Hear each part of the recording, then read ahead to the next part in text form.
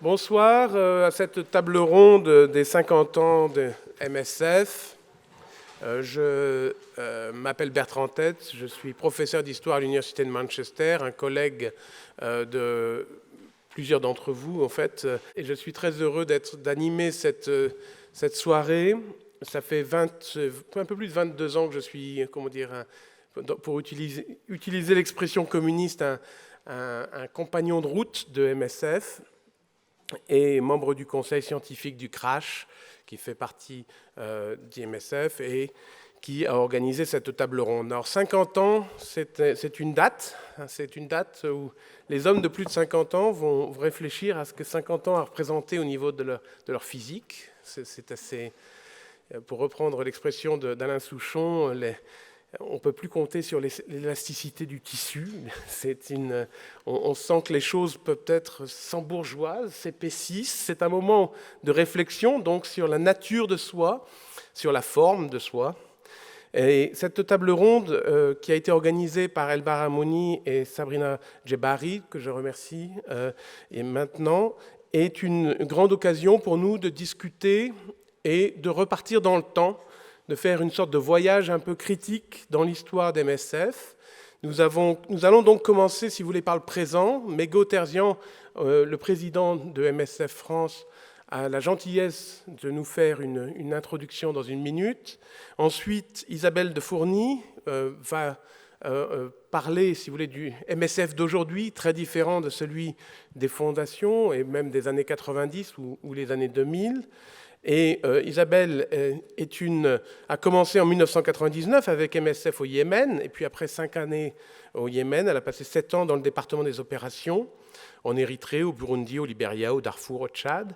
Elle a ensuite été une des cofondatrices d'Alima, à Dakar, en 2011, et en 2015 a rejoint MSF comme DIROP, la directrice des opérations. Ensuite, nous aurons un collègue et ami, un universitaire, Peter Redfield, qui a travaillé pendant de longues années à l'université de North Carolina et qui maintenant est professeur à l'université de South California, où il a la chaire Herburu en Ethics, Globalization and Development. He's the author of Life in Crisis, The Ethical Journey of Doctors Without Borders. Il continue à travailler sur MSF alors qu'il avait pensé commencer un petit projet, et c'est en fait une œuvre qui lui prend bien des années. Comme beaucoup d'entre nous, devenir compagnon de route est en soi un chemin. Eleanor Davey, qui a travaillé au Humanitarian HPG après son doctorat à l'Université de Londres, avant de rejoindre le Humanitarian Conflict Response Institute du HCRI, donc de Manchester, où je travaille, et après pour travailler dans différents comités scientifiques, dont celui de la Fondation de la Croix-Rouge, et elle a maintenant quitté l'Université de Manchester, et elle travaille pour le Humanitarian Advisory Group. Elle a publié un livre qui a gagné un prix important, puisque c'est un prix qui sera décerné demain dans cette conférence, le prix de la Fondation de la Croix-Rouge, Idealism Without Borders, The French Revolutionary Left and the Rise of Humanitarianism, 1954-1998. Enfin, Ronnie Broman, qui est à la fois un ami, un mentor, une inspiration pour beaucoup d'entre nous, qui a été le président de MSF entre 1982 et 1994, qui travaille toujours au CRASH, donc le CRASH, ce centre de recherche dans les pratiques humanitaires, enfin, ce n'est pas un centre de recherche, de réflexion, excusez-moi. Il a enseigné à Sciences Po et en fait il était un des cofondateurs de l'Institut de Manchester où nous avons tous les deux travaillé pendant bien des années, et il a écrit un nombre de livres et d'ouvrages très conséquents que vous connaissez sans doute tous, notamment les plus récents, Guerres humanitaires, Médecine humanitaire en 2010, Pensée dans l'urgence et l'un de mes préférés, Utopie sanitaire. Mais bon, voilà, nous revenons donc Nous allons en fait faire un voyage, si vous voulez, dans le temps et dans la critique, puisque célébrer un anniversaire pour MSF, c'est s'engager dans la critique, ça n'est pas faire une célébration, si vous voulez, trop creuse. Je vous invite si vous voulez, à accueillir nos participants, et maintenant je vais demander à la régie technique de mettre le film de Mégo Terzian. Bienvenue à cette table ronde à l'occasion des 50 ans de Médecins sans frontières. Je me présente, je suis Megardic Terzian, à MSF on m'appelle Mego Terzian. Je suis né au Liban il y a 51 ans. J'ai des origines arméniennes. J'ai commencé à travailler avec Médecins sans frontières un peu par hasard en 94. À l'époque, j'étais en Arménie, donc très peu d'Arméniens parlaient des langues étrangères. Et MSF a insisté que je les rejoins, malgré le fait que j'étais étudiant et je n'avais pas la disponibilité de travailler en plein temps avec eux. Donc, je travaillais avec MSF lors de mes vacances universitaires et je traduisais les guides cliniques et thérapeutiques de MSF pour les médecins arméniens qui travaillaient au Haut-Karabakh, une région qui proclame l'indépendance. Et c'était une zone donc en conflit. Après la fin de mes études, j'ai travaillé quelques années en Arménie dans un hôpital pédiatrique. Je suis médecin pédiatre de formation. Et à la fin des années 90, Médecins sans frontières me propose de partir en mission en Sierra Leone. J'accepte parce que j'étais en faveur des gratuités de soins. Et dans mon hôpital pédiatrique en Arménie, beaucoup de patients ou des mères qui venaient avec leur bébé n'avaient pas la capacité de payer pour les soins. Et on était avec les autres médecins en énorme difficulté. Donc, je me suis dit, c'est peut-être l'occasion de partir avec Médecins sans frontières et faire la médecine sans être obligé à demander des moyens financiers auprès des patients. C'est pour cela que j'ai vite accepté. Et j'ai donc commencé en tant que médecin pédiatre ma première mission fin 99 en Sierra Leone, dans un district qui s'appelle Moyamba. À l'époque, je découvre que MSF est composé exclusivement par des expatriés français. J'étais le seul avec un collègue éthiopien. On était les deux seuls à ne pas être occidentaux. Vous êtes tous des Français, quelques Américains. Donc, j'effectue 6 mois de mission, très bonne mission. Et ainsi de suite, je continue. Et en parallèle, je vois l'évolution de MSF. Ma deuxième mission, c'était en Afghanistan. Et je découvre petit à petit Médecins sans frontières et l'évolution. Que comment, en étant une petite ONG médicale, on arrive à développer nos actions. On arrive, par exemple, en 2004, on arrive à créer peut-être probablement notre premier hôpital privé à Monrovia, un hôpital général très technique. Euh, et moi, lors de mes 4 premières années, par exemple, je n'avais pas vu ce niveau de technicité dans un hôpital MSF où tout le staff était des salariés MSF et on arrivait donc à faire une qualité en termes de médecine dans cet hôpital, à faire la chirurgie de qualité, à faire la gynéco-obstétrique de qualité. En 2005, pour la première fois, je pars en tant que coordinateur des urgences sur la grosse urgence nutritionnelle au Niger, où MSF, pour la première fois dans son histoire, arrive à soigner en quelques mois du temps 63 000 enfants atteints de malnutrition aiguë sévère.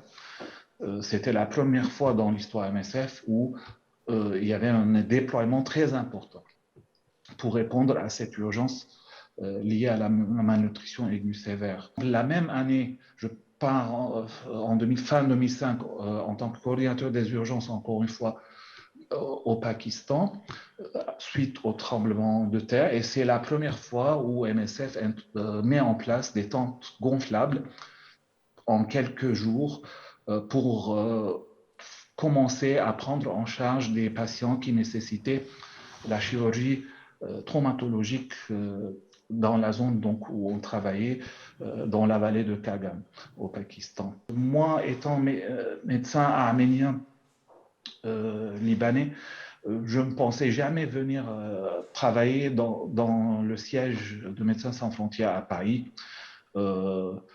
Mais par hasard, j'arrive donc début 2006 pour remplacer une collègue qui devait s'absenter pour 2 mois.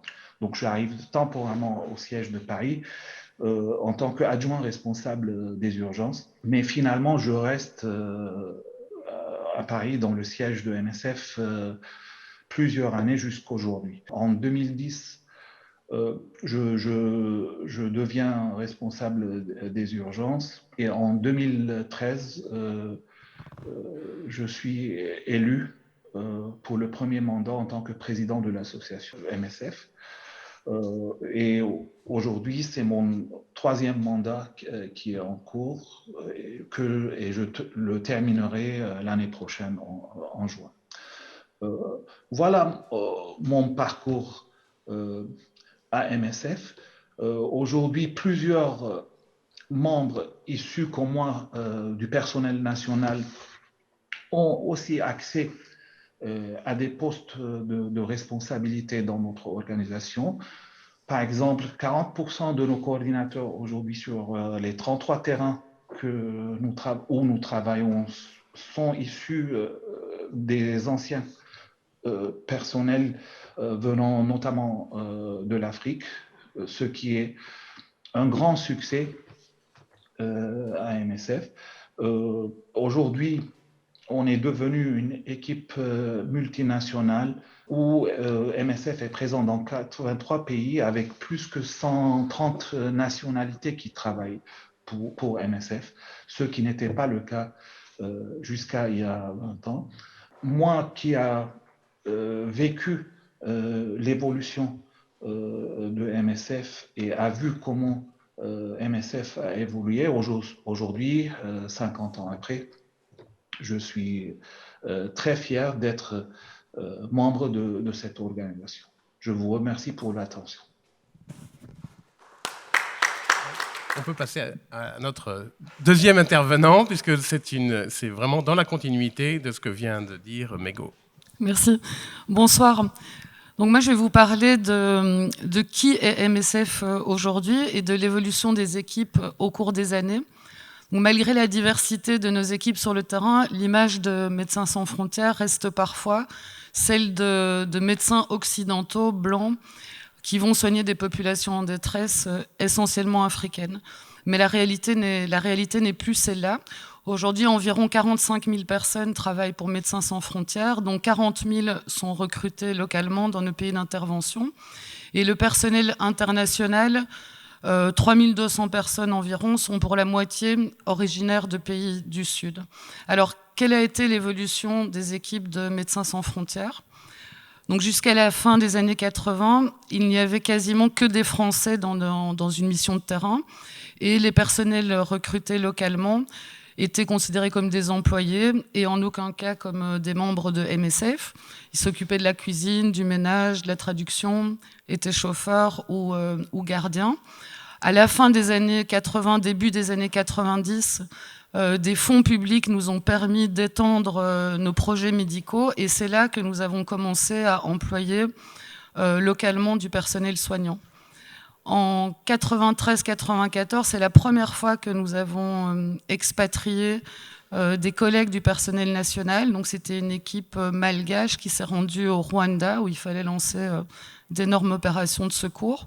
Mais cette dynamique ne s'est pas poursuivie. Et donc, jusqu'aux années 2000, hormis quelques exceptions, les membres du personnel national n'étaient pas encouragés à postuler à des postes à l'étranger. Et de plus, ils ne pouvaient pas vraiment non plus prétendre à des postes à responsabilité dans leur pays de résidence, en raison d'un préjugé qui était très répandu à l'époque, qui disait que le personnel national ne pouvait se comporter de manière impartiale ou résister à diverses pressions dans leur pays, particulièrement si ce pays était en conflit. Donc, à cette situation, des internationaux en grande majorité occidentaux, des nationaux qui ne sont pas membres de MSF ne peuvent s'expatrier, occuper des postes à responsabilité dans leur pays. Venaient s'ajouter toutes sortes de lacunes administratives. Mego a parlé du Libéria. Donc, par exemple, au Libéria, en 2003, où j'étais aussi en mission, dans notre équipe, on a des dizaines, voire des centaines de personnels nationaux qui étaient travailleurs journaliers depuis des mois, depuis des années. Et cette situation n'était pas unique. C'était pas une volonté, c'était un manque d'attention, notamment en raison de la guerre. Donc au début des années 2000, le conseil d'administration des responsables des ressources humaines et opérationnelles, ils se sont attelés à faire évoluer cette situation. Et ce que l'on appelait à l'époque la politique du personnel national s'est mise en place. Moi, c'est quelque chose auquel j'ai tout de suite accroché, qui m'a tout de suite séduit avec un esprit pratique, évidemment consciente que la réussite des opérations dépend des personnes. Et 2 objectifs étaient poursuivis dans cette politique. Il y avait une dimension morale, éthique, qui consistait à être un employeur responsable, à donner des conditions de travail correctes aux équipes. Et donc là, on a travaillé sur les salaires, sur les contrats, sur les avantages sociaux. Et puis, il y avait une seconde dimension qui était, elle, plus pragmatique. L'idée, c'était d'avoir les meilleures équipes possibles en rendant accessibles tous les postes de l'organisation et les postes d'expatriés au personnel qui le désirait et qui en avait les compétences. Et non pas uniquement à des Français qui faisaient des missions courtes, qui reprenaient leur parcours médical dans leur pays, etc. Donc ces évolutions, elles se sont faites grâce à des politiques volontaristes, mais aussi à la faveur de crises. Mego a parlé du Niger en 2005. Lors de cette crise, on a été capable de mettre en place des opérations d'envergure grâce à du personnel africain qui a été expatrié et à des cadres médicaux nigériens qui ont été recrutés en nombre. Et donc ces évolutions dans nos équipes, elles ont finalement été surtout possibles grâce à une évolution, dans ce cas-ci, de la société nigérienne et à l'augmentation de personnel qualifié, notamment médical. Donc aujourd'hui, le responsable des opérations dans mon équipe, de nos opérations au Sahel, c'est un infirmier nigérien qui s'est expatrié pour la première fois en 2005.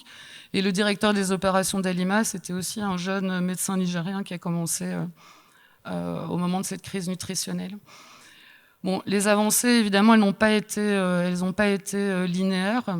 Certaines décisions, comme le projet de rémunération internationale en 2010, a créé des inégalités au sein du personnel international. L'idée de ce projet, il y avait une intention sans doute utopique d'équité entre tous les staffs internationaux, et ça se concrétisait par l'idée de rémunérer le personnel international en fonction du coût de la vie dans son pays d'origine. Donc le résultat, ça a été immédiatement que les personnes issues de pays les plus pauvres, et surtout d'Afrique, ont vu leur salaire réduire et être au plus bas de l'échelle, alors qu'en tant que personnel international, ils occupaient exactement les mêmes postes et les mêmes fonctions que d'autres nationalités. Donc à ce jour, nos équipes sur le terrain, elles sont donc essentiellement nationales. Il y a environ 5 à 10% des postes qui sont occupés par des internationaux. Le personnel national est membre de MSF s'il le souhaite. Il occupe des postes à responsabilité. L'accès à l'expatriation est réel, ainsi que l'accès à la formation. J'en ai pas parlé, mais c'était une demande importante pour nos équipes, surtout nationales. Les internationaux, comme je le disais au début, viennent pour moitié de pays du Sud. Et dans l'équipe des opérations au siège, par exemple, sur 24 postes de responsables opérationnels, 11 sont africains. Bon, dans les postes de direction, il y a encore très peu de personnes. Mego est un contre-exemple, mais dans les postes de direction et dans les conseils d'administration, il y a encore peu de personnes qui viennent de notre terrain d'intervention. Quand on regarde la chirurgie qui est faite aujourd'hui par exemple à MSF, même si on a encore un pool de chirurgiens internationaux qu'on mobilise pour les urgences, la plus grande activité chirurgicale d'MSF aujourd'hui, elle est faite par notre équipe de chirurgiens yéménites. Ils sont 18 qui opèrent de très nombreux blessés de guerre.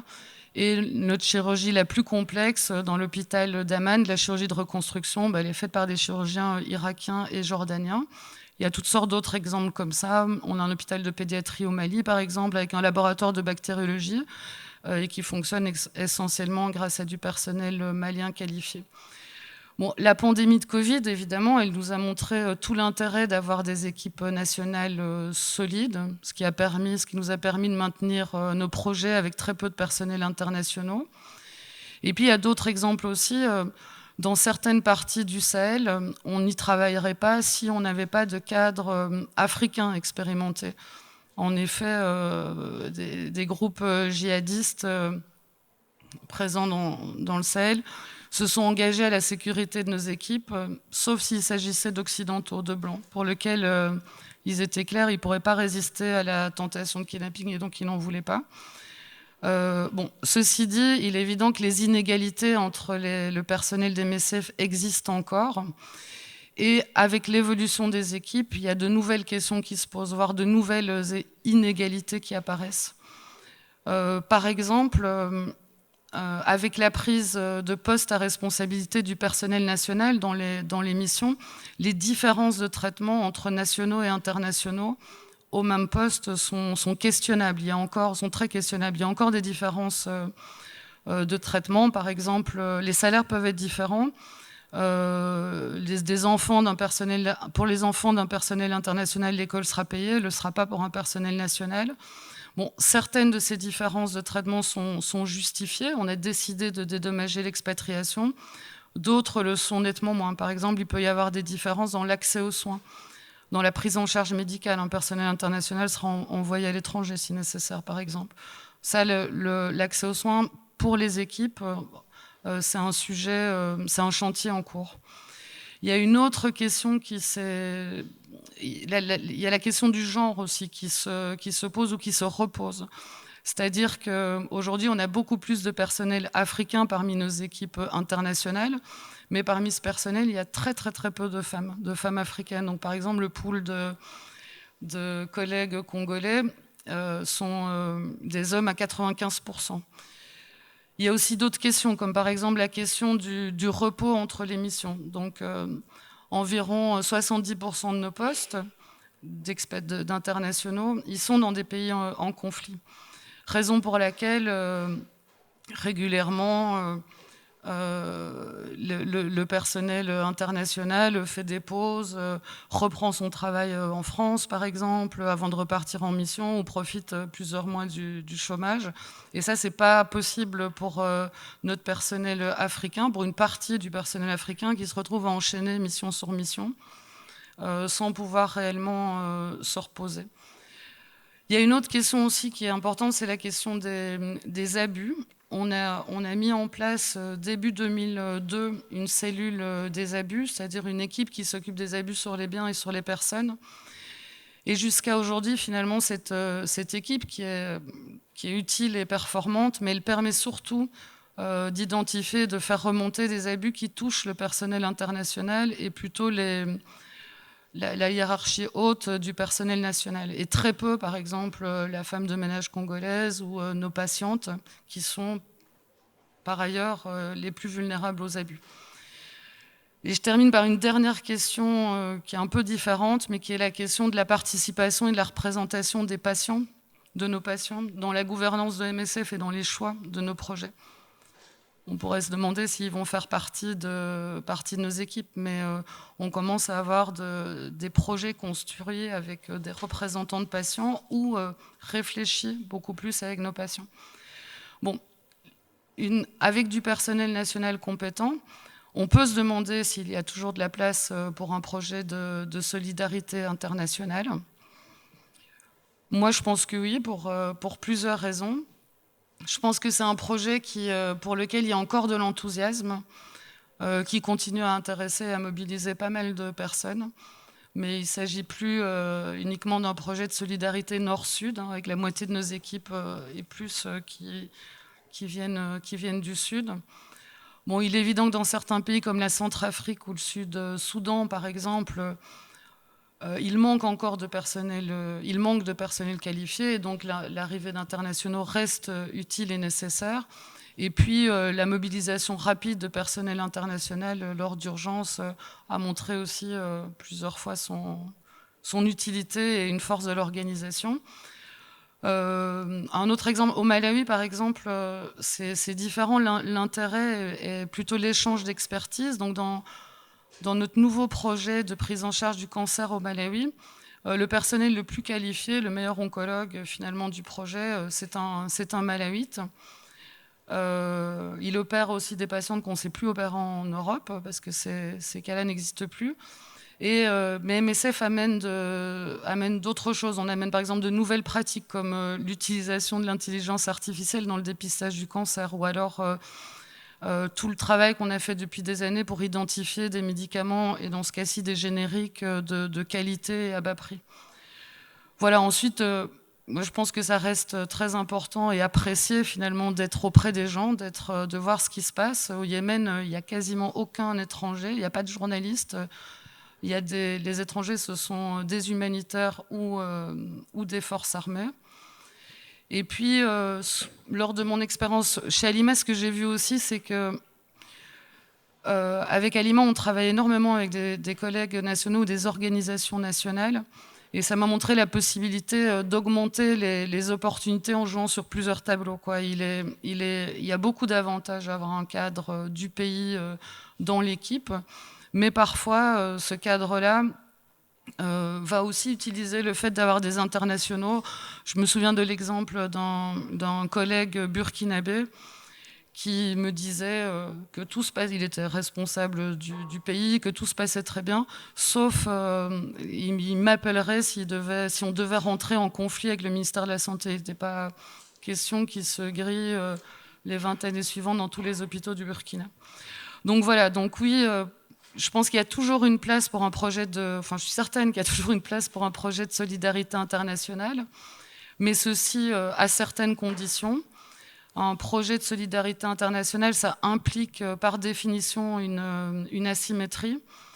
Et donc cette asymétrie, elle doit être maîtrisée, notamment par une meilleure répartition des pouvoirs et puis par un combat permanent contre les inégalités injustifiées et nouvelles qui arrivent en permanence. Voilà.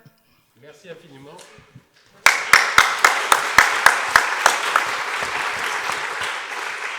So now we're crossing the Atlantic and actually much of the United States. So Peter, are you with us? Thanks very much for the invitation. It's a real pleasure to be with you. So I just have a few remarks I thought I would share, and I would start by going back to something that Bertrand said at the beginning, just to note that 50 years is a long time in human terms. And it's also a long time in the life of any organization, and it's hard to stay forever young. I encountered MSF about 2 decades ago at the start of the 21st century. And so my perspective is shaped by that era and some of the issues of that time. MSF was dealing with the lingering trauma of the Rwandan genocide and events in the Balkans. There had come the recognition of the Nobel Peace Prize. There was 9/11 and the war, the advent of war in the name of humanitarian values, a new kind of geopolitical terrain to navigate, confusing and disturbing. There were asylum seekers in Europe, increasingly seeking to stay by virtue of medical justification through legal testimony. So MSF was involving itself in that. Increasingly, there were discussions and recognitions of mental as well as physical health concerns in humanitarian settings. And similarly, sexual and gender-based violence had become an issue, in part with the changing demography of the people who made up the organization. And of course, in the early 2000s, HIV/AIDS was the pandemic that people would reference under the term pandemic, and one which was setting in many ways into motion some of the norms of what would come to be called global health.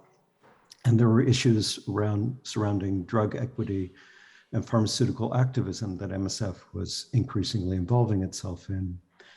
And there were stirrings about colonial legacy, which had been present throughout the history of MSF, but a new level of discussion about questions of who made up the organization, where it was working, what were the relations between different parts of the world that might be reinforced or re-embedded even as MSF sought to oppose them. So questions of decolonization were already then in the air. In short, at the age of 30, MSF was a full-grown and established organization with a lot of money and a lot of bills. And obviously, all of this would continue to grow in ensuing years. But I want to suggest that if we think about it at that moment in time, we could call it in that sense and figure it as a human being, an adult organization.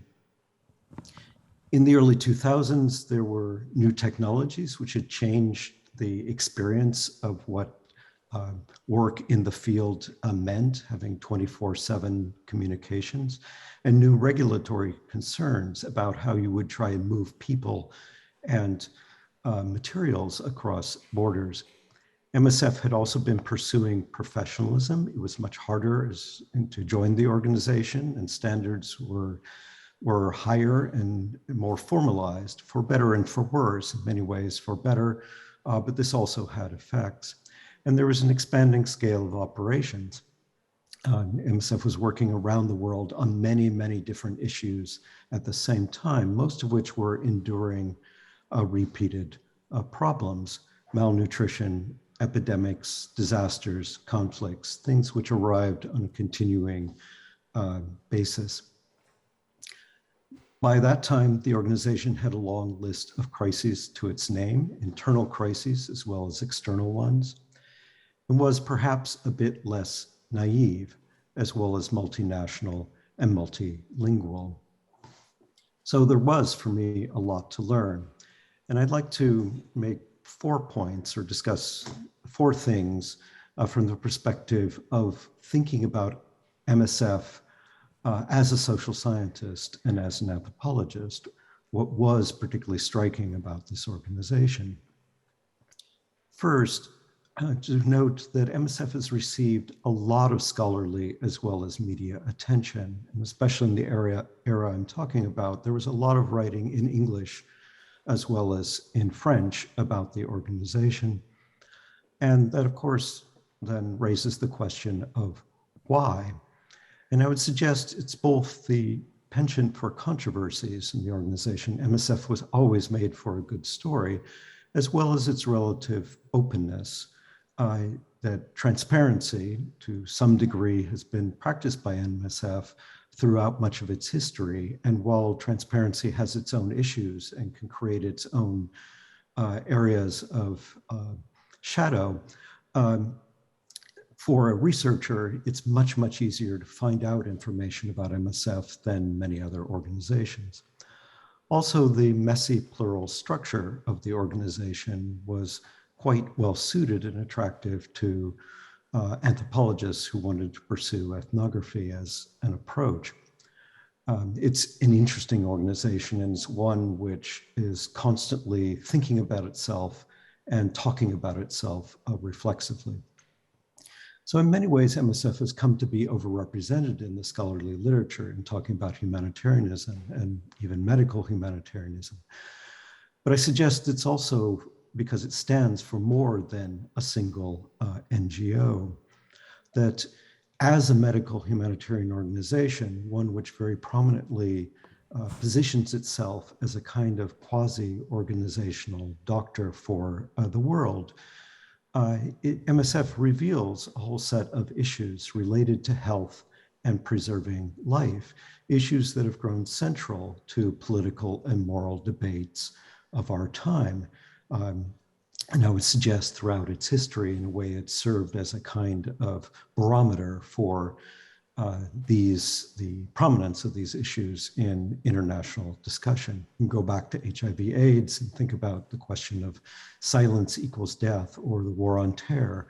And in reality, humanitarianism provided a new kind of justification, and the language of health and life-saving came to be a new moral vernacular.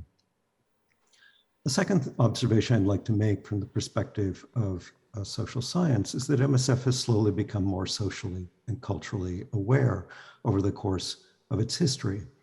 At the time I was conducting research, people were talking about the possibility of a first retirement within the organization with a certain degree of wonder because people were getting older. And if you had joined early on, by the early 2000s, you've been a part of MSF, maybe off and on, but you've been associated with it for a long time. Increasingly, people were grappling with problems and issues of family relationships, both connections with people the same age, with children, and also with aging parents and the different kinds of obligations that an individual life might incur. There were questions of burnout and stress, and what does it mean to pursue humanitarian action, not simply as a short-term volunteer, but potentially as a career within a growing industry. And there was a discussion of decolonization in the sense of expanding diversity, as has already been made clear, thinking forward to the present. This was on the horizon, and there were many contradictions which have become increasingly visible in the everyday actions of MSF. And with rising professionalism, there had been concern about proximity to local populations, and also the increasing technical profile of the organization. Were people actually in place when they were seeking to work in place? And from that, you could see a shift to the emergence of perception studies. For the first time, MSF asking the question of how did others perceive them, especially the people they were trying to help, and a recognition there might be other points of view in the world besides that which was personified by this organization. So as well as being studied by anthropologists and other social scientists, MSF started to include social scientists and anthropologists within the organization. The third thing which I would like to mention that relates to that is some of the things that go without saying and serve as assumptions in the background of MSF's work. And because they are all assumptions and they go without saying and they're obvious, people tend not to notice them, and yet they can still be deeply significant. And when you pull the lens back and look from a wider angle, first off, that MSF is a secular organization in the sense of not immediately or directly deriving from a religious tradition, even though there are obvious resonances with the longer legacy of some strains of Christianity and, of course, the Red Cross in the background. And that MSF represents a biomedical view of life, that is, a doctor's view of life, where death is something to be avoided, just as biomedicine does not have much to say about death other than its cause and seeking to prevent it. MSF struggles with aspects of life which are not contained within a living body, and aspects of humanity, human existence, and human care that don't fit within that perspective. MSF also represents, and especially once grown as a mature and adult organization, the routinization of humanitarian aid, that this had become a routine, something which was no longer exceptional or an extraordinary gesture, but rather something which had become a norm, something which could be expected, indeed demanded by people. And of course, this has also come into view in some of the earlier comments, that lives are not equal around the world. While humanitarianism pursues an ethos of equality, at least at the level of life, that all human lives should be equal, the reality, of course, geopolitically is and economically is they are not, that there are different regimes of value which can be attached to life, and humanitarian value is not the only one. Didier Fassin, obviously, and Miriam Tickton and other people in anthropology and in scholarship have written about this as well. And then the last area which I want to mention in terms of thinking about MSF at that moment in time and returning to it 20 years later is that already it had become clear what medical humanitarianism can and cannot do. As a doctor, MS acting as a kind of medical organization. So doctor, MSF treats people worldwide. It saves many lives, and that's a reality. And it's something that's significant and matters and should not be forgotten. But it also continually faces political limits and economic inequality. And most of the problems it responds to derive from things beyond its capacity to treat. And so while doctors can treat in that sense, or the organization can respond, it cannot simply cure or resolve most of the issues with which it engages. And so also the organization constantly faces the problem of selection, the problem of triage, of what to work on and what not to work on, and how long and to what degree do you engage with any given problem. And so if being sans frontières, the problem before MSF, as I've always seen it, is the question of finding a border, of choosing what will be the border, however reluctantly might come to it, at which point MSF would stop and turn its attention to something else. 50 years is a long time in human terms. If you go back the other direction from 1971, you get to 1921, in the aftermath of the First World War, when the League of Nations was new. The League of Nations now, of course, is largely remembered as a failed experiment, a precursor to the UN, and in that sense, largely forgotten. It no longer makes up a contemporary part of our world. Which brings me to a last point, something to ask, thinking from 30 years to 50 years. Can MSF still imagine a day when no one needs its services? A day when it might go out of business, dying a natural death? What would it mean to imagine MSF as a mortal rather than a permanent institution?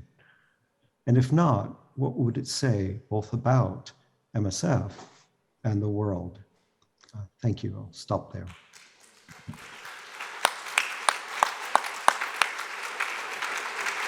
Thank you, Peter. Now, there's a natural segue when we talk about sans frontierism and finding the borders of MSF. So, Eleanor, please. Thank you. Thank you. It's a profound and daunting privilege to be part of this discussion. So thank you, everyone, for coming along and joining us. In his contribution to the La Mancha Reflections in 2005, Peter, whom we just heard, described MSF's most fundamental ambition as to always maintain the possibility of disobedience, both externally towards systems identified as harmful, and internally, to quote Peter again, to refuse its own institutionalization and reveal a rebellious core despite its extraordinary growth. So what I'd like to highlight today is three broad forms or forums of dialogue that relate to the early decades of MSF, which is the period that I have studied, because I think this notion of dialogue is an interesting way of thinking about one of those key cultures of MSF, that idea of the disobedient or rebellious organization. And I'm interested later on to hear panelists and audience views on how much this culture can be considered a legacy of these early decades and in what way exactly, as it's, I think, one of the, from the outside, again, mostly my position, from the outside, one of the real associations we have with MSF. So the first area I'd like to highlight is MSF's dialogues with other forms of engagement. And the scale for this is really in the larger sense, thinking historically about the emergence and trajectory of MSF and other humanitarian organizations of its generation, the sans frontieristes organizations. In my study, I also looked at earlier forms of engagement amongst French intellectuals, activists, journalists, students, and so on, interested in or committed to what they called at the time the Third World as a revolutionary project. So this is those who are critical of European colonialism, but also of European communism, and who saw the future of the world as bound up in struggles such as that of Vietnam against the US, the Maoist and Cuban revolutions, or the Guevarist call to arms. these were a disparate set of movements that have tended to get grouped together after their decline as a succession of post-colonial or revolutionary governments came to be recognised as perpetrators of violence and oppression in their own right, and the people who supported them began to revise this engagement. And so I looked at ways that the founding of MSF at the start of the 1970s, so sort of roughly kind of 15 to 20 years, let's say, after those groups or those movements, how that founding of MSF was part of that move from revolutionary politics to ethics-based politics in France, instead of thinking it as a kind of separate and later phase. And so rather than thinking about this as a simple backlash or rejection of earlier forms of engagement, I have argued that this relationship is better understood as a kind of critical dialogue with some continuities involved.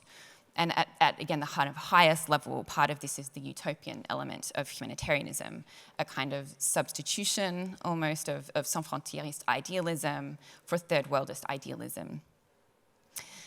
At a more concrete level, this relationship is visible in some of the personal trajectories of people involved in MSF's early years who had been politically active in different currents of these third worldist movements.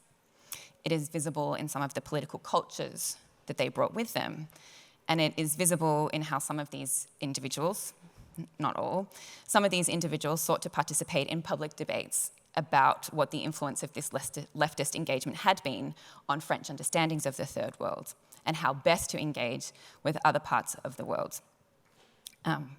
You would be one of those people, Ronnie.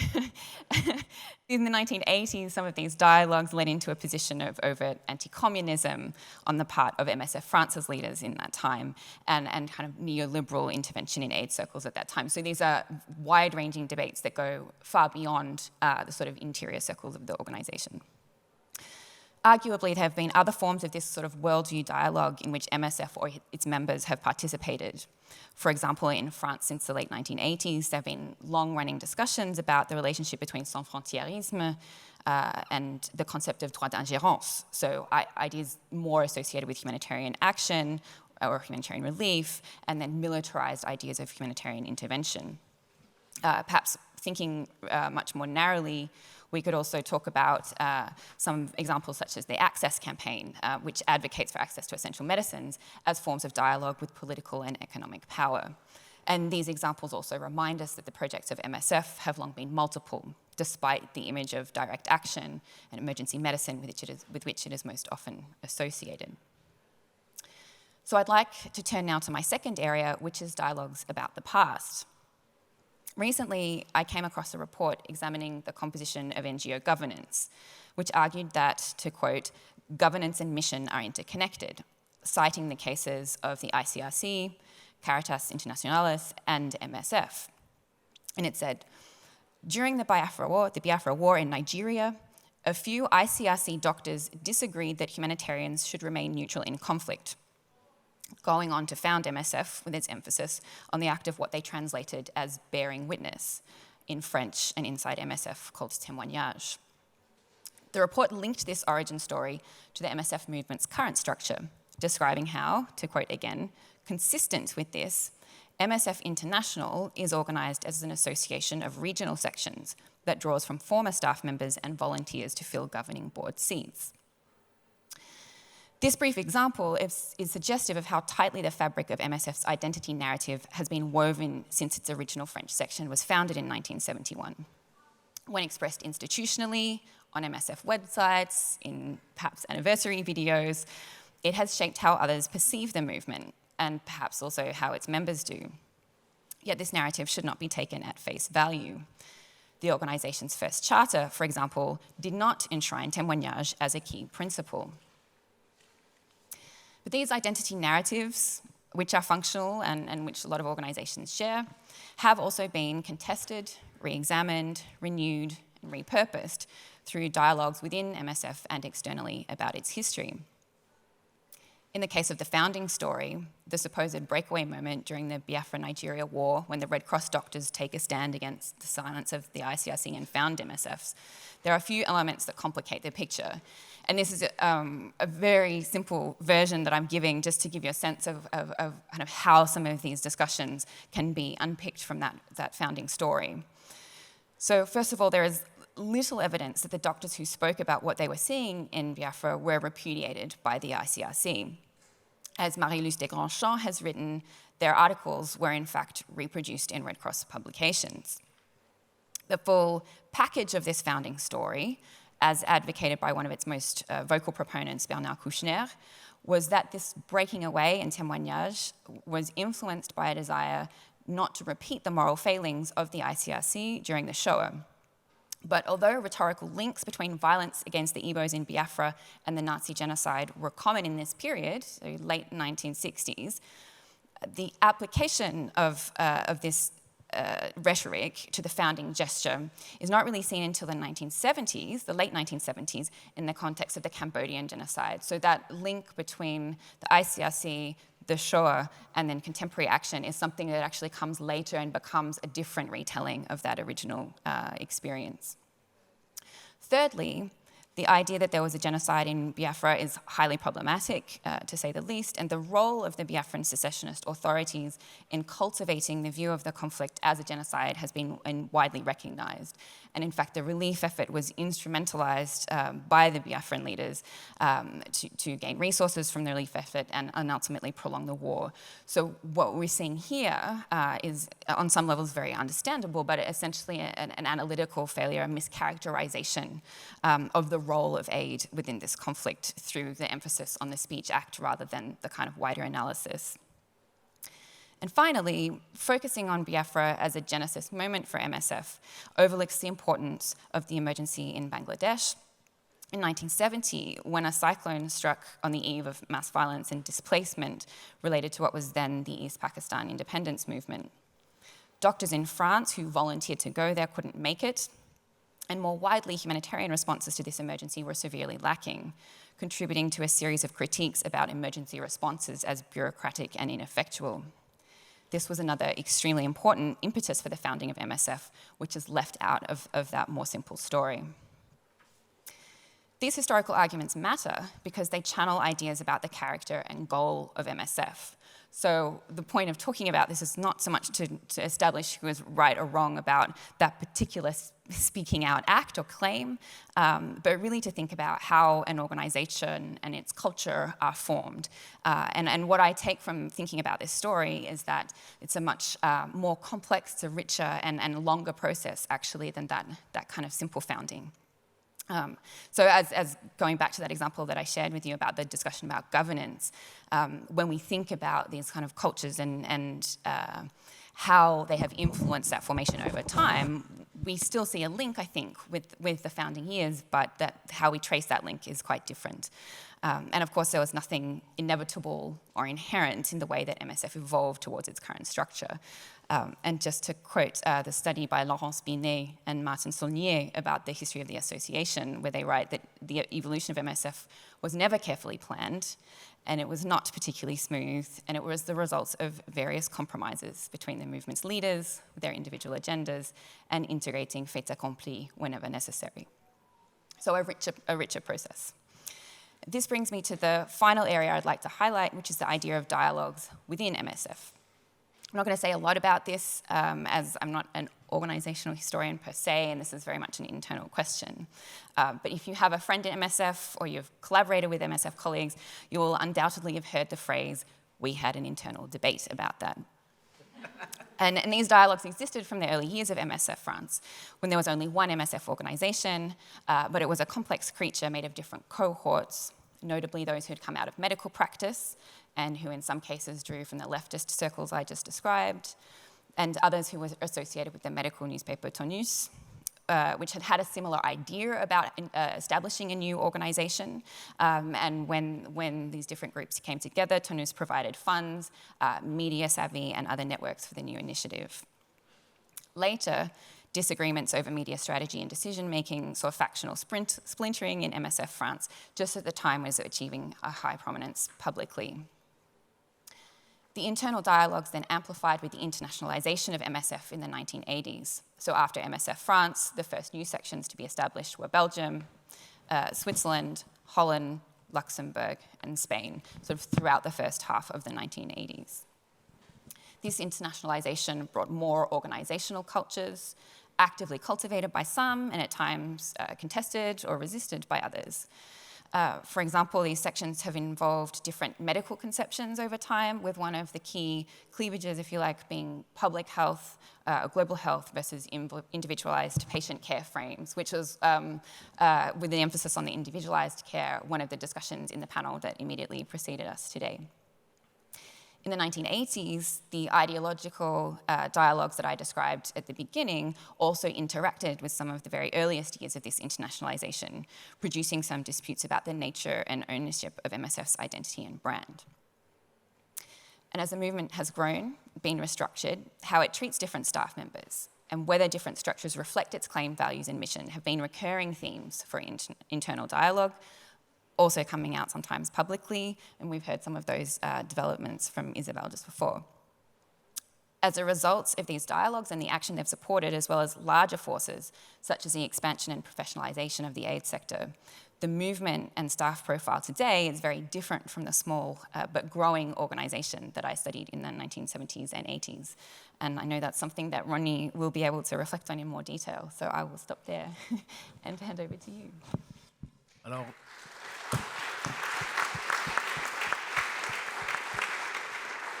Ronnie, it's all fresh in your memory, so you can engage with that past as if it were yesterday. Oui, Eleanor a abordé plusieurs des points que j'avais déjà en tête pour cette soirée. Disons que j'en traiterai deux, enfin je reprendrai sous l'angle qui est le mien deux de ces points. MSF comme une organisation de guerre froide, puisque je crois le terme n'a pas été prononcé, il me semble donc MSF se situant dans une mouvance antitotalitaire. Alors quand je dis MSF, entendons-nous, je parle de moi à MSF, qui n'était pas sans une certaine influence tout de même sur le mouvement, mais je ne veux pas non plus suggérer que tout le monde pensait de la même façon à MSF, loin de là, comme le disait en souriant Eleanor, on débattait beaucoup, ça veut dire qu'on s'engueulait pas mal, mais qu'il y avait aussi des rapports de force et que ceux qui étaient en situation de direction l'emportaient sur ceux qui ne pouvaient que râler contre la direction sans pouvoir vraiment infléchir la ligne générale. Cette précaution est en fait, donc je rappelle que MSF, enfin la direction de MSF, mais je parlerai de MSF maintenant, se définissait comme se situant dans une mouvance antitotalitaire, ce qui voulait dire que nous n'étions pas neutres dans la guerre froide. Et finalement, une première remise en cause de principes qui devaient ensuite, dans l'histoire de MSF, prendre une importance croissante, les principes dits humanitaires, de neutralité, d'indépendance et d'impartialité, était regardé avec un certain dédain pour nous, et je dois dire que je continue de considérer que cela reste largement vrai. C'était les principes de la Croix-Rouge, dont on peut se demander comment ils ont été mis à l'épreuve, enfin quelle était cette véritable neutralité, mais en tout cas qu'ils ne s'appliquaient pas à nous. Et personnellement, je continue de défendre avec le plus de vigueur possible cette position. En tout cas, dans la guerre froide, nous n'étions pas neutres. L'humanitaire ne se situait pas à équidistance des pouvoirs totalitaires et des pouvoirs démocratiques. C'était, je le dis, à peu près dans les termes que nous utilisions à l'époque dans les années 80, et avec le recul, je continue de penser qu'il y avait un certain sens à dire cela. Autrement dit, cette neutralité pour nous dans le débat politique dominant de l'époque n'avait d'autre sens que celui d'une certaine manière, de capituler devant un adversaire idéologique. C'était à peu près tout. Et d'une certaine manière, j'ai retrouvé dans les usages de la neutralité assez largement cette façon de faire, une façon de se dérober à une situation de conflit qu'il serait plus sain d'aborder clairement. Donc MSF a été une organisation de guerre froide et c'est l'une des différences importantes avec ce qui est devenu MSF ensuite. Non pas qu'il y ait eu des transformations bouleversantes de MSF de ce point de vue-là, mais simplement parce que la guerre froide a disparu. Et c'est donc dans un tout autre contexte international que nous nous situons aujourd'hui. Je ne veux pas élaborer là-dessus, il y a plein de choses intéressantes qui ont été dites et je me garderai de les compléter. Mais je voudrais revenir à un autre point que Eleanor a abordé, à savoir, disons, ce que j'appellerais, moi, les malentendus fondateurs ou les malentendus de la fondation. À savoir, pour parler des deux événements qui sont survenus avant la création d'MSF, mais qui ont été en quelque sorte les événements fondateurs, à savoir la guerre du Biafra et ce fameux cyclone du Bangladesh. J'ai presque envie de mettre cyclone entre guillemets pour le présenter comme une citation, parce que la question du Bangladesh n'était pas vraiment celle d'un cyclone. Et c'est précisément cette façon très élégante, réductrice, voire comment dire, faussée de la naissance d'MSF qui est en cause ici, à savoir un génocide en cours et la protestation contre celui-ci, la tentative d'utiliser la mobilisation de l'opinion publique, des médias, des décideurs politiques pour arrêter la main du bourreau, donc une sorte de scène idéale sur laquelle on commence à évoluer, et de l'autre, une catastrophe naturelle majeure pour laquelle se sont mobilisés des médecins, sans succès, mais ça n'était pas de leur fait. Ce sont les Indiens qui les ont arrêtés, et ils n'y pouvaient rien. Mais en tout cas, cette mobilisation s'était faite pour secourir les victimes d'un autre mal qui n'est peut-être pas le mal absolu qui est le génocide, mais qui est une sorte de mal qui crée des victimes d'une pureté inquestionnable, à savoir la catastrophe naturelle. Et je vois dans la scène primitive, si l'on veut, de MSF, cette notion de victime pure qui est peut-être la plus trompeuse et la plus perverse, la plus pernicieuse de toutes. Parce que, évidemment, comme dans la réalité, dans le monde tel qu'il va, les victimes peuvent être victimes sans être pures, il y a une ombre qui tombe sur cette situation. Alors, en deux, trois mots, je ne vais pas répéter ce qu'Eleanor a dit, enfin peut-être le dire en termes un peu plus durs, parce que elle a dit un peu à l'anglo-saxonne, de façon un peu arrondie. Le témoignage contre le génocide était la version moderne de la propagande de guerre ou de la guerre psychologique telle qu'elle a été conçue, en gros, depuis les premiers conflits du XXe siècle. Il n'y avait pas plus de génocide que de beurre en branche, si j'ose dire. La preuve est que le jour même où la guerre a été terminée, les biens ont été restitués aux Biafrais qui s'étaient réfugiés à l'extérieur. Aucune mesure de rétorsion n'a été prise contre les insurgés. Bref, c'était une insurrection qui a eu affaire à une forte contre-insurrection.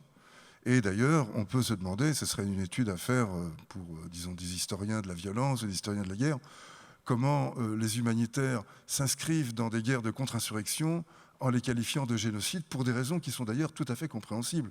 Elles n'ont rien de ridicule, ces raisons.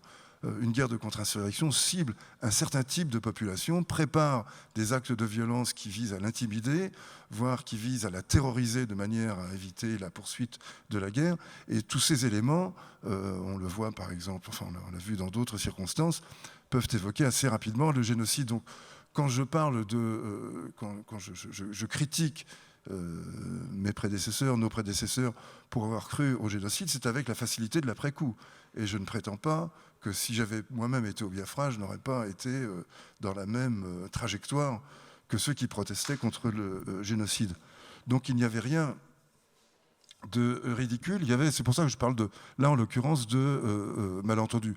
Le problème survient quand, des années après, on continue d'en tenir pour la même version. On continue de penser que sur le moment, on avait absolument raison, alors qu'on a été quand même très activement manipulé. Et quelques mots sur le Bangladesh des origines, enfin le Pakistan oriental, puisque c'était encore une province pakistanaise à l'époque où le cyclone s'est produit, donc à l'été 70. Un cyclone terrifiant, peut-être le plus violent du siècle, donc il a bien existé ce cyclone. Hein. J'ai tout à l'heure eu une formule qui pouvait laisser entendre que c'était une invention, pas du tout. Bon, je vais le poser, ce truc. Mais ce cyclone a été le déclencheur d'une insurrection qui était déjà en voie de constitution, une insurrection indépendantiste contre le pouvoir central pakistanais, c'est-à-dire contre Islamabad, insurrection qui a été suivie d'une contre-insurrection, d'une violence inouïe, au point que, et ça se raccorde avec ce que je viens de dire sur le Biafra, au point que la notion de génocide pouvait être invoquée. Et aujourd'hui encore, et aujourd'hui depuis plusieurs années, un certain nombre d'actions judiciaires sont en cours de la part de survivants de cette période pour faire reconnaître l'extermination, la destruction de leur famille, de leurs parents, comme se situant dans un cas de génocide. Donc la reconnaissance de cette situation comme étant génocidaire est actuellement est toujours en cours.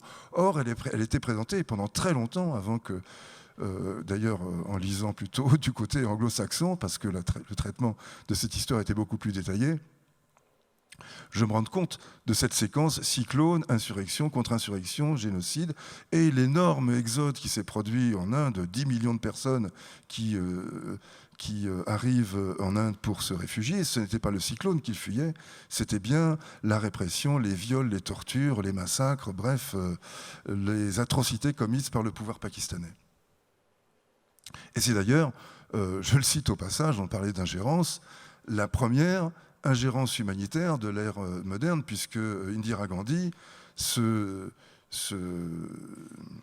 fonde sur les 10 millions de réfugiés, sur la répression terrifiante qui, dit-elle, n'a pas d'autre équivalent dans le siècle, sauf peut-être celle qu'ont connue les Juifs sous Hitler, donc Goebbels, charbonnier et maître chez soi. Toute la justification de l'ingérence par la passivité face à l'hitlérisme, on la trouve d'abord chez Indira Gandhi, avant de la trouver chez Kouchner, Glucksmann, Revel, etc. Et donc Indira Gandhi envahit le Pakistan oriental, installe la Ligue Awami, Mujibur Rahman à Dhaka, au nom d'impératifs liés à l'humanitaire et aux droits de l'homme. Donc on a vraiment une situation canotique. Et bien tout cela, ça se raconte sous la forme d'une catastrophe naturelle, parce que, évidemment, c'est mon interprétation, après tout, elle vaut ce qu'elle vaut, et elle n'est pas forcément la bonne, mais il me semble que, consciemment ou non, la mise en scène de victimes d'une pureté intacte, intègre, inquestionnable, était finalement en jeu à une époque où, sans doute, les fondateurs de Médecins sans frontières ne savaient pas très bien où ils allaient. Comment le sauraient-ils, puisque MSF était la première organisation de ce genre. Il n'y avait pas d'organisation médicale humanitaire avant MSF. Et donc leur grande idée à ces fondateurs, l'idée force, qui apparaît aujourd'hui comme une évidence, mais comme l'évidence des bonnes idées, au départ, elle n'a rien d'évident. Eh bien, il aura fallu pas mal de temps et d'énergie pour tenter d'imposer. Je dis tenter parce que quand la deuxième génération est arrivée, cette idée n'était pas entièrement imposée. Ce sont les camps de réfugiés qui nous ont aidés à nous imposer, parce qu'ils ont créé ce territoire où l'aide humanitaire et l'aide médicale humanitaire avaient son sens plein, tandis qu'auparavant, ils ne l'avaient pas. Mais en tout cas, ces deux situations ont été constituées de cette manière. Il est dommage que lorsqu'on discute avec certains des fondateurs, ils s'énervent encore à l'idée que la dénonciation du génocide ait pu être simplement un acte de manipulation propagandiste, mais je pense qu'il n'y a pas de honte à ça. Dans la suite, les successeurs des fondateurs se sont prêtés à bien des situations également, donc c'est pas une affaire morale, c'est pas une condamnation morale du tout. Et puis je termine en disant que la principale coupure qui s'est produite, cette période a été évoquée notamment par Peter et par Eleanor, j'y reviens sous l'angle qui me semble, que moi j'ai en tête. Le tournant des années 80-90, il y a trois choses qui se manifestent. D'une part, là je me raccorde à ce qu'a dit Isabelle, d'une part on commence à s'apercevoir de l'existence d'une couche sociale qui n'existait pas lorsque MSF a commencé dans les années 70-80, à savoir des cadres formés sérieusement, et en particulier des cadres de santé Et c'était aussi ce qui a ensuite permis que ces cadres soient intégrés à l'action de MSF, mais soit nous n'en étions pas conscients, soit nous ne les voyions pas parce qu'ils n'existaient pas, ou très très peu jusqu'alors. Donc ça, c'est un mouvement lent. Je désigne les années 80-90 pour situer une période charnière, mais en fait, c'est évidemment un mouvement continu qui s'étend sur 2-3 décennies. Par contre, les deux autres événements que je vais citer, j'en terminerai là, ce sont évidemment, la fin de la guerre froide, qui a été une période de très grande interrogation pour MSF. Je n'élaborerai pas là-dessus, mais enfin, certains se demandaient si MSF survivrait à la fin de la guerre froide. C'était assez bizarre, parce que nous n'étions pas la CIA ou l'OTAN ou quoi que ce soit. Mais tout de même, il y avait ce côté, fin de la guerre froide, c'est peut-être la fin de la guerre, et la fin de la guerre, c'est la fin des guérillas, des réfugiés, des camps, etc. Bref, de tout ce qui faisait notre pain quotidien, si j'ose dire. Donc il y avait une vague inquiétude chez certains d'entre nous. Moi, j'ai toujours eu confiance dans la capacité de l'homme à s'auto-détruire, donc je n'éprouvais pas cette inquiétude. Mais certains chez nous, plus optimistes apparemment, l'éprouvaient. Et l'autre grande coupure, et là il y a vraiment presque une date pour nous, c'est la guerre de Mogadiscio début 91, où apparaissent les communications satellites portables. Et donc où une autre forme d'organisation induite peu à peu, mais avec le recul de manière vraiment particulièrement flagrante, par la facilité de communication. Aujourd'hui, quand on se déplace sur un terrain d'MSF, on est pourvu de pas moins de 4 ou 5 moyens de communication permanente. Autrement dit, on est littéralement captif de la communication. Et moi, je vois, enfin, la communication a libéré beaucoup de choses, a permis beaucoup de choses. Elle a aussi rendu captif un certain nombre de gens, de choses, de situations. En tout cas, peu importe le jugement positif ou négatif qu'on peut porter dessus, elle a littéralement transformé, je veux dire, la communication au sens physique du terme. Ça a transformé la responsabilité des équipes sur le terrain, les modes de gestion des crises, bref, ça a induit une nouvelle forme d'action sur le terrain, resterait à la caractériser plus. Je dirais pour ma part qu'il s'agit d'une perte sans jugement, encore une fois, d'une perte d'autonomie et d'un décentrement de la responsabilité dans des proportions qui sont, à proprement parler, énormes. Cette autonomie sur le terrain était totale du simple fait qu'il n'y avait pas de communication et que donc toute décision devait être prise localement en fonction de ce que l'on savait, souvent de façon incomplète. Aujourd'hui, le déplacement de cette décision est total et au fond, le lieu de la décision n'existe plus. Il est diffus. Il est partout et nulle part, comme l'univers de Pascal, quoi. Donc, voilà, je m'arrête là parce que ce n'est pas la peine de conclure. Merci. Merci infiniment.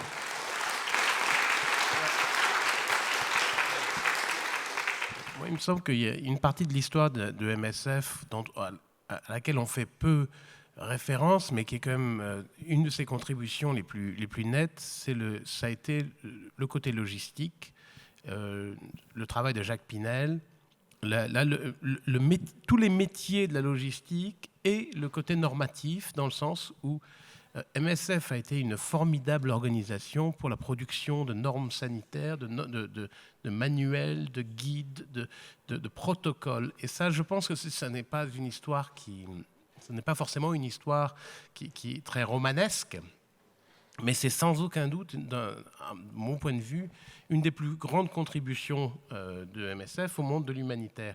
Et ça, je pense que si on le remet dans le contexte de qu'est-ce que c'est qu'un métier de l'humanitaire, un métier de l'humanitaire, ce sont beaucoup de choses, y compris la logistique, y compris des métiers qu'on pourrait dire ancillaires de l'aide humanitaire, mais qui sont des métiers fondamentaux.